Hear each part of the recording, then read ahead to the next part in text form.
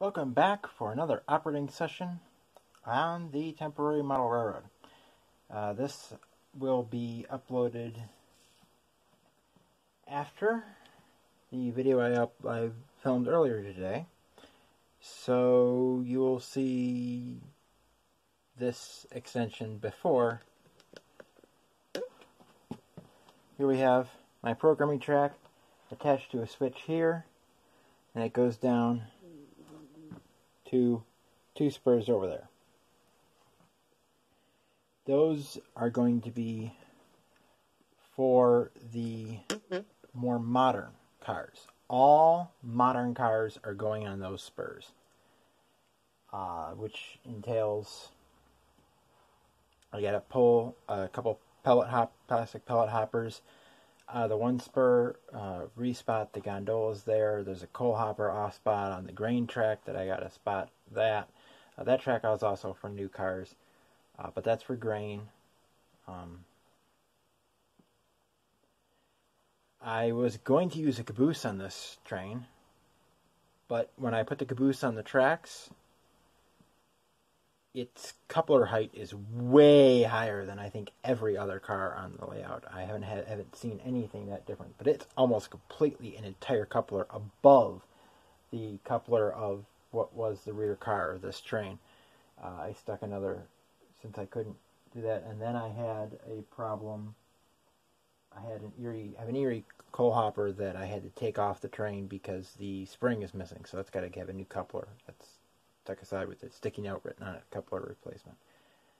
So I got out my Model Power C&O coal hopper, which is right there, and truck fell off of it, but those just sit on the trucks basically. So that's fine. So let's get started and let's move you over so you can see the train in the other room.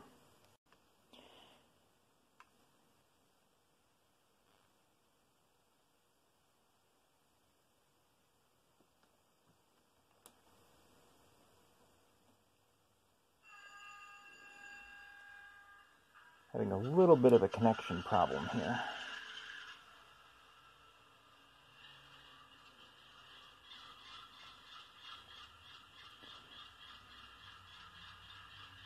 Do not want to go forward. He's almost at the end of the track.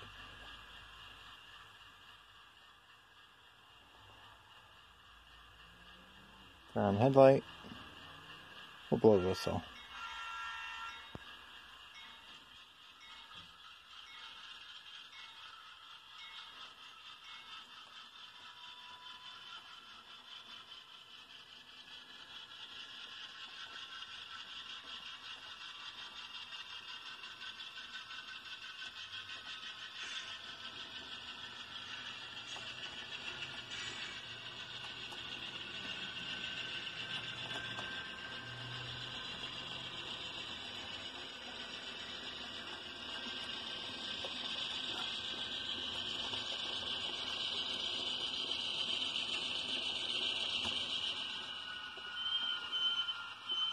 Okay, now we reach on the tripod this way,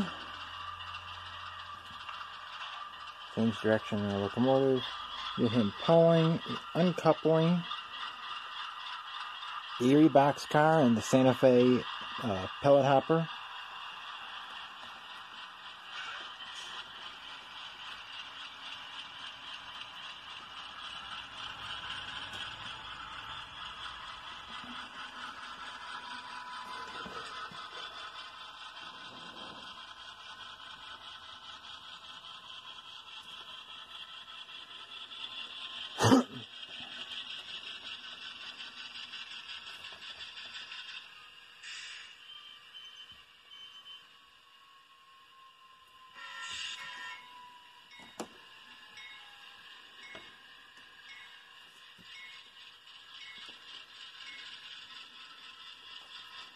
And we're delivering the Santa Fe to the transload.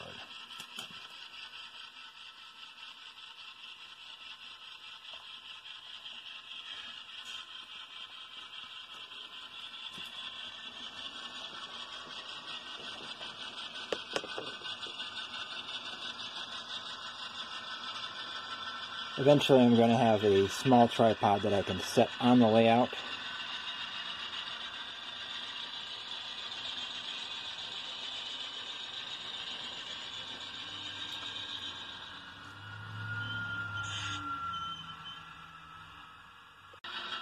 Now we've got that spotted, and now we'll pull out.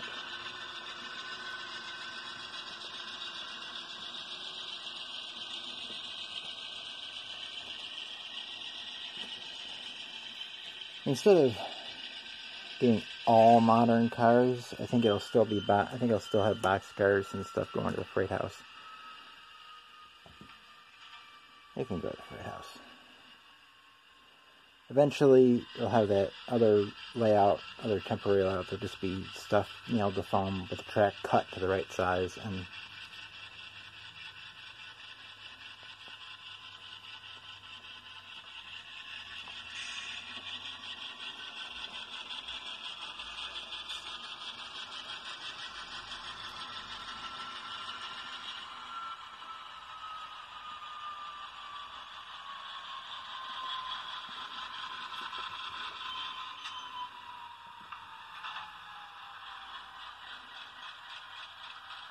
see if the coupling is good. Yep, we got it good. Now we disconnect from the tonneau gondola down here. Leave that car derailed a little bit. We'll pull forward.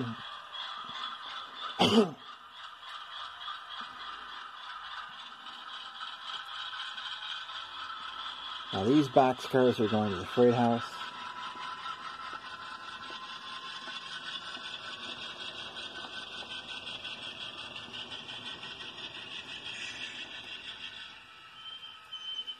Wow, and here.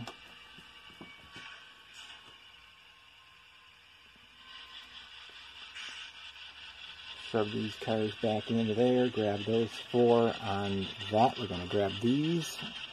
We're going to pull these out, and we're going to get those 2 cover hoppers over to there.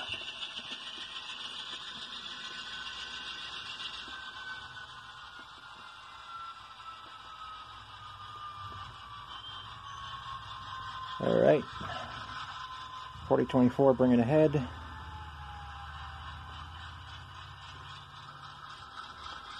Clear 15.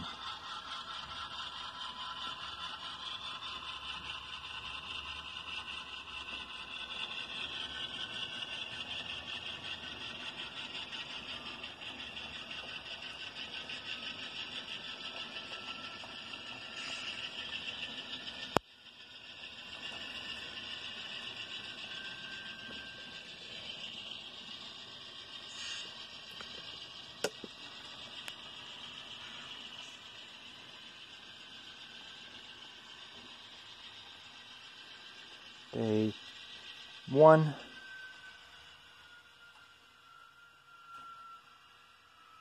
Half. 10 feet. Couple feet. There, it's good. Switch is lined. Clear. Bring it back. 8 to a hook.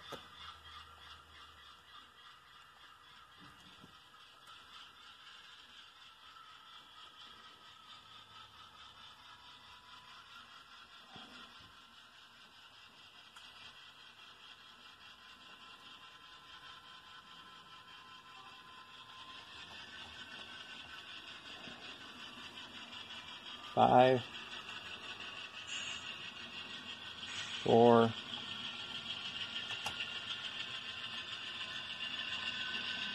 3, 2, 1, half, quarter, and that's good. 3-step.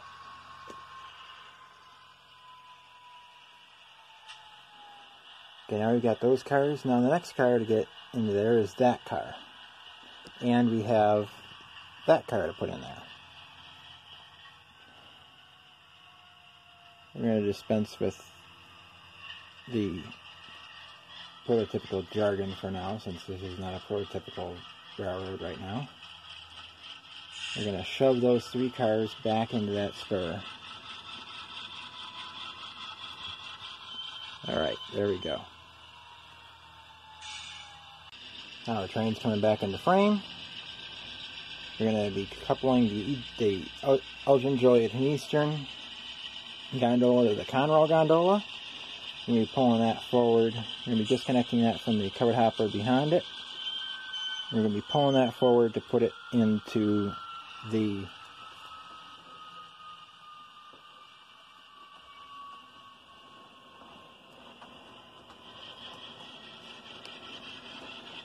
spur, sort of representing the elevator factory. And then we'll be leaving the Conrail gondola, the EJ&E gondola, and the Wabash gondola in there. Bringing back out the cars. We're going to see how many cars you can fit onto that spur after that. And if we can fit 2, we'll couple the C&L coal car to the B&O coal car that's right there. We'll bring that out and stick them onto there. But I think you can only fit one more car under there. Yeah, only one more car, so we'll be spotting. We'll put the B&O car in there. No, we'll put the C&L car in there.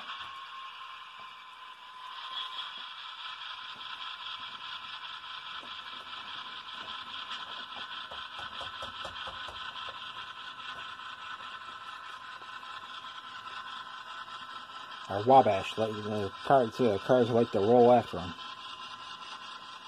Hopefully, when we put the coal car into there, that coal car is pretty heavy. Hopefully it'll hold them in place. Because that coal car, it's got a load in it. And the person who did it, I think they made the load on a hunk of lead. That's a heavy car.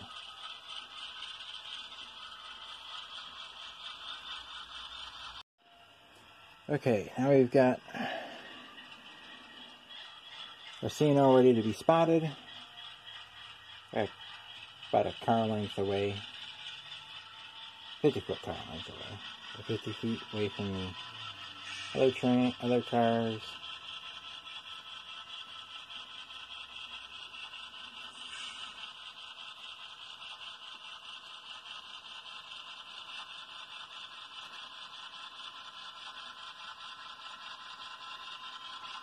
Okay, that's clear.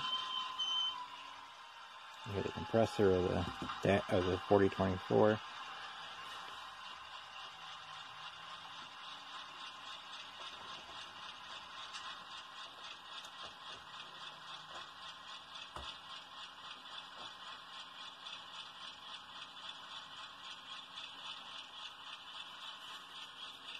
Okay, it did roll, but it didn't roll very far. Once he gets past the switch, line the switch. That one's already lined. We only have 6 cars in the train now. Came in 9.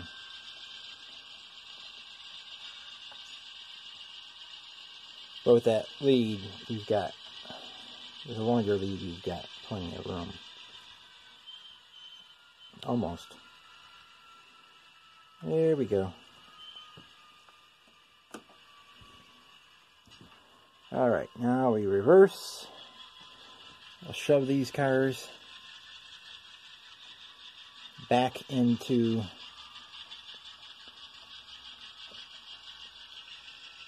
the pellet facility. One of these will be modeled on the big layout. At least one of them. There's one in Rochester. It's going to be served by the Rochester and Southern. That's going to be modeled. And these cars will be going to there.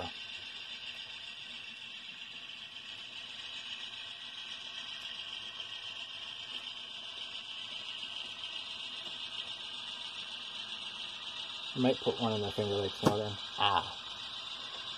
That was the wall. It just did that.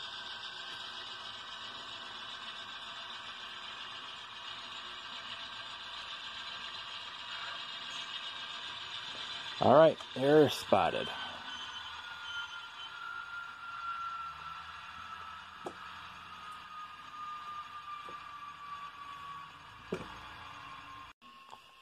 Okay, one more thing to do from this side, and that is derail the train. I'm not sure how that happened.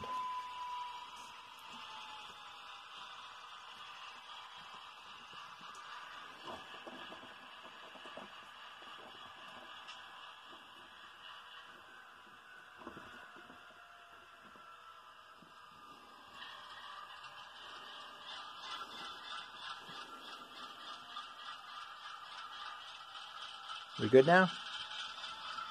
Good. We have to back into the grain track, and we got to get out that Chicago Northwestern covered hopper.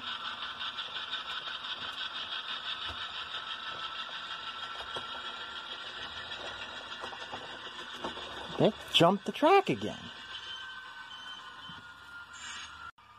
The Pittsburgh and Lake Erie covered hopper. The Pittsburgh and Lake Erie boxcar. I'm not quite sure why it keeps jumping the track.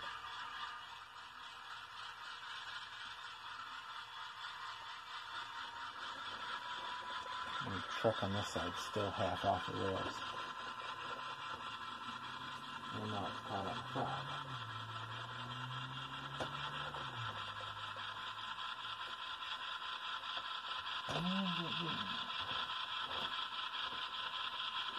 I'm not quite sure why it's doing it. And it didn't couple up to the beam.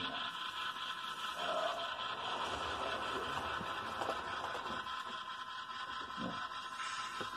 The coupler isn't lining up right. There we go. A few coupler problems are mostly couplers that aren't aligning correctly. They'll go like this to each other.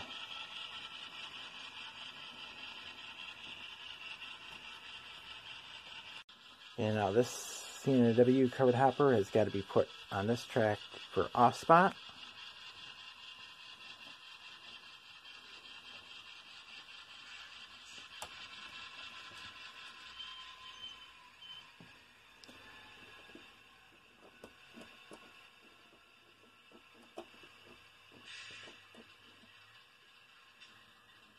It's going to roll